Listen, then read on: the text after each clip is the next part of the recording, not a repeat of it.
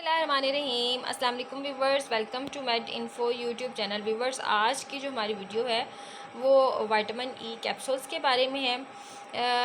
ये जो है 400 mg जो है ये कैप्सूल्स है मेरे पास।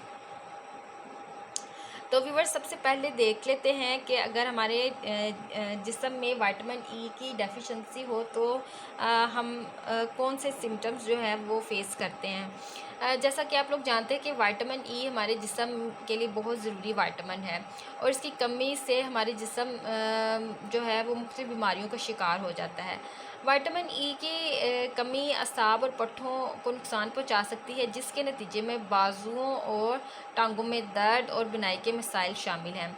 विटामिन ई की कमी से इम्यून सिस्टम कमज़ोर हो जाता है। इसके अलावा इसकी कमी से मेल और फीमेल में फर्टिलिटी के मसाइल हो सकते हैं। विटामिन ई की कमी से जिस्म में विटामिन ई की कमी से बाल और जिल्द ख़राब हो जाते हैं और पट्ठे कमज़ोर हो जाते हैं। तो व्यूवर्स, अगर ये सब सिम्टम्स आप लोग फेस करें तो आप जो है ये विटामिन ई कैप्सूल्स का यूज़ कर सकते हैं। अब इसके जो है बेनिफिट्स के बारे में बात करते हैं। विटामिन ई जो है विटामिन ई में एंटी ऑक्सीडेंट्स खसूसियात हैं। जो एंटी ऑक्सीडेंट्स ऐसे मादे हैं जो हमारे सेल्स को फ्री रेडिकल से बचाते हैं। ये फ्री रेडिकल्स दिल की बीमारियों और कैंसर और दूसरी बीमारियों का सबब बनती हैं। विटामिन ई हमारे हमारी जिल्द, बाल, ब्रेन, रिप्रोडक्शन हेल्थ और ब्लड हेल्थ के लिए बहुत ज़रूरी है। बहुत से लोग जो हैं अपनी डाइट के थ्रू विटामिन ई जो है हासिल कर लेते हैं। इस सूरत में किसी भी सप्लीमेंट की ज़रूरत नहीं है।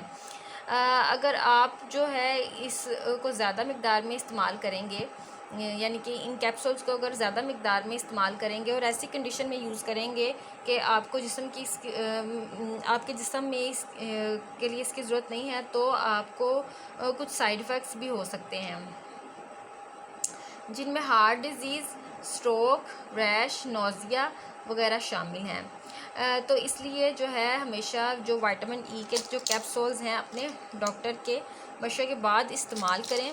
तो व्यूवर्स, ये थी इवियोन यानी कि विटामिन ई के बारे में इंफॉर्मेशन।